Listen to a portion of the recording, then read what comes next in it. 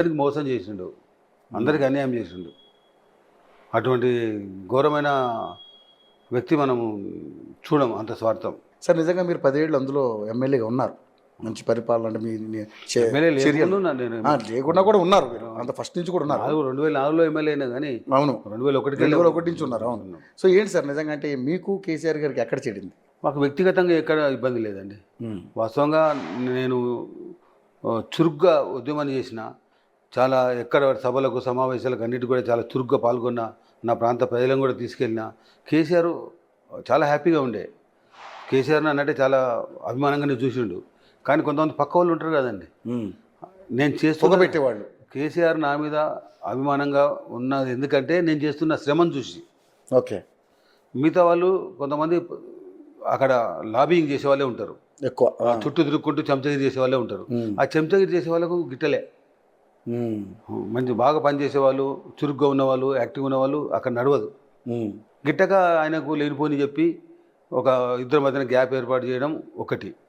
రెండవది ఏంటంటే, నేను ఎమ్మెల్యే కాగానే మా చేర్యాల ప్రాంతానికి, అది మారుమూల ప్రాంతంగా ఇప్పటికి కూడా ఎక్కడ బోర్లు వేసినా నీళ్లు పడలేదు. సముద్ర మట్టం కంటే చాలా ఎత్తులో ఉంది, 630 మీటర్ల పైన ఉంటుంది. ఓకే. వాస్తవానికి మా దగ్గర ఉన్న తపాస్పల్లి అనే ఊరు ఉంది, అక్కడ నీళ్ళు వదిలితే హైదరాబాద్కి వస్తాయి. అంత హైట్లో ఉంది, అంత హైట్లో ఉంది. అక్కడ నీళ్ళు వదిలితే తెలంగాణ ఎక్కడికైనా పోతాయి, మొత్తం తెలంగాణకు పోతాయి, అంత హైట్లో ఉన్నది. సో అక్కడ నీళ్లు పడలేదు, పంటలు పండలేదు, రైతులు ఆత్మహత్య చేసుకున్నారు, వలసకు పోయినారు. నేను కూడా ఒక చిన్నగా రైతు కుటుంబంలో పెట్టినా. నేను బడికి నాగలి దున్ని బడికి పోయేవాడిని, వ్యవసాయ పని. మా పని మేము చేసుకుంటూ బడికి పోయి కష్టపడి చదువుకున్నాం తప్ప ఒక ఉన్న కుటుంబం నుంచి వచ్చిన వ్యక్తిని కాదు. ఓకే. వర్షాకాలము, వేసంగి 2 పంటలు ఉంటాయి ఎప్పుడైనా ఎక్కడైనా కానీ. సో వర్షాకాలం అంటే వర్షాలు పడి అప్పుడప్పుడు పడి మొత్తం పొలం పారుతుంది. వేసంగి మా బావి దగ్గర కూడా సగం పొలం ఎండిపోయేది, బావులో నీళ్ళు లేక. అప్పుడు నాకు అనిపించేది, మాకు సాంఘిక శాస్త్రం అని ఉంటుంది, సోషల్ స్టడీస్. ఆంధ్రాలో గోదావరి పారుతుంది, నీళ్లు వాళ్ళకందరికి పొలాల దగ్గరికి నీళ్లు పోతాయి, అవన్నీ మాకు అప్పుడు చదివినాం, పాఠ్య పుస్తకాలలో ఉన్నది. ఆంధ్రప్రదేశ్ కాబట్టి నీళ్లు వాళ్ళకి పోతున్నాయి, వాళ్ళకి పోని పంటలు పండని, కానీ మనకు కూడా వస్తే బాగుండు కదా అని నేను అప్పుడు అనుకున్నాను, నేను 10th క్లాస్లో ఉన్నప్పుడు.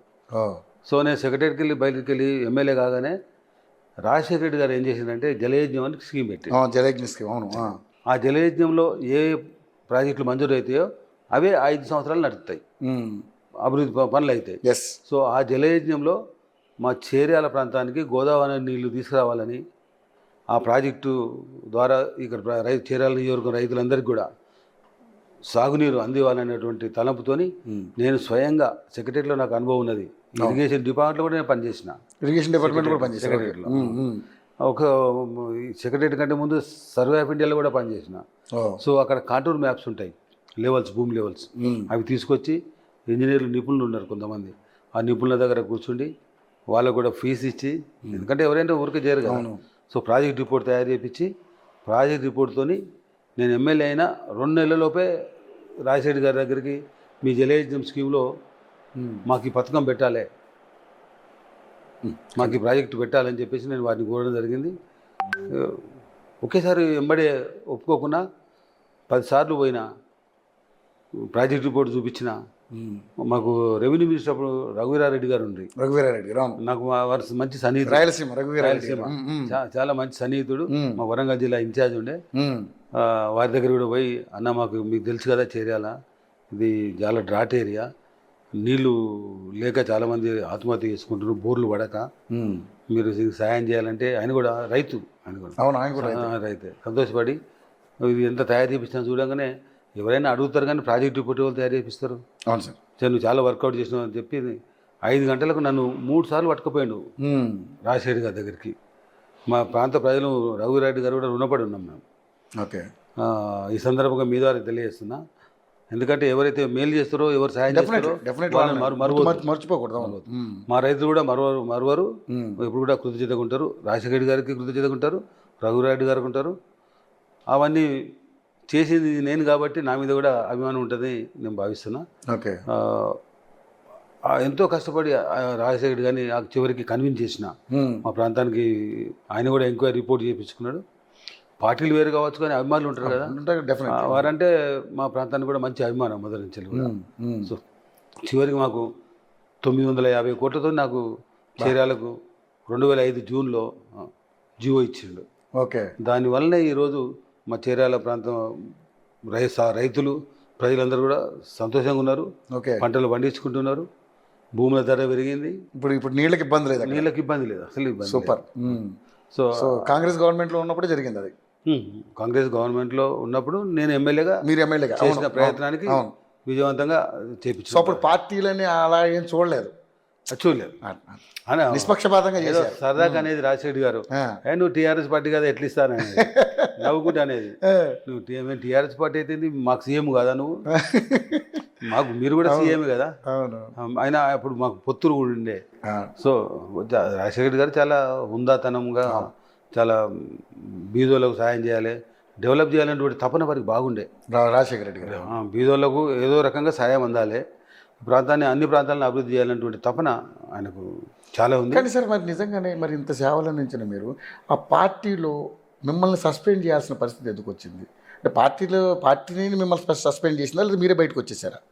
మాకేమైందంటే 2008 ఎన్నికలు జరగంగానే కేసీఆర్, హరీష్ రావు నన్ను అసెంబ్లీ అయినాక ఇంటికి రమ్మన్నారు. సో ఇంటికి రమ్మంటే ఇంటికి పోయినా. ఇంటికి పోగానే నా ముందు ఒక లెటర్ పెట్టారు. నేను 2005లో చేసిన ప్రయత్నం, 2004-05లో చేసిన ప్రయత్నం ప్రకారంగా మా దగ్గర 5 రిజర్వాయర్లు పడ్డాయి. 5 రిజర్వాయర్ల నుంచి దాంట్లో పెద్దది తపాసుపల్లి అని మీకు ఇందాక చెప్పారు. ఆ తపాసుపల్లి ఏదైతే సముద్రం మట్టం కంటే 630 మీటర్ల పైన ఉందో, అక్కడ నుండి త్రూఅవుట్ తెలంగాణ మొత్తం ఎక్కడికైతే నీళ్ళు పోతే ఆ ప్లేస్కు అక్కడ ఒక తపాసుపల్లి రిజర్వాయర్ అని వేయించినాం. ఆ రిజర్వాయర్ నుంచి సిద్దిపేటకు నీళ్ళు కావాలి. సిద్దిపేట పక్కది మా నేబరు నియోజకవర్గం. మాకు సగం నీళ్లు సిద్దిపేటకి ఇవ్వమని చెప్పి ఒకటి ప్రపోజలు. రెండవది మా ఆ చీరాల నియోజకవర్గంలో 33 చెరువులు ఉన్నాయి. 33 చెరువులు, ఇరిగేషన్ చెరువు 33 మొత్తం నియోజకవర్గంలో. ఓ సూపర్.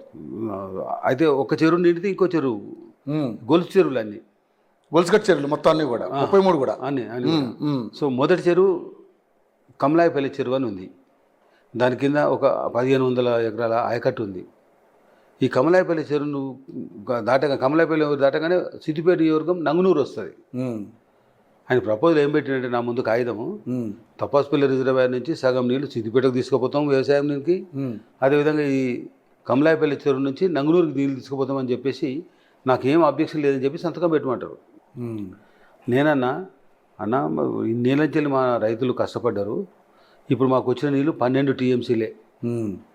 12 టీఎంసీలకు సరిపోవు, కానీ వారు డిస్ట్రిబ్యూషన్లో 12 టీఎంసీలు ఇచ్చారు. కాస్త కూస్తో ఉపయోగపడుతుంది. ఇంకో 8 టీఎంసీలు అయితే ఈ వర్గంలో ఫుల్ ప్లేజ్డ్ అవుతాయి. దాంట్లోనే డ్రింకింగ్ వాటర్ కూడా పెట్టినాం. తర్వాత కమలాపల్లి చెరువు అనేది మొదటి చెరువు.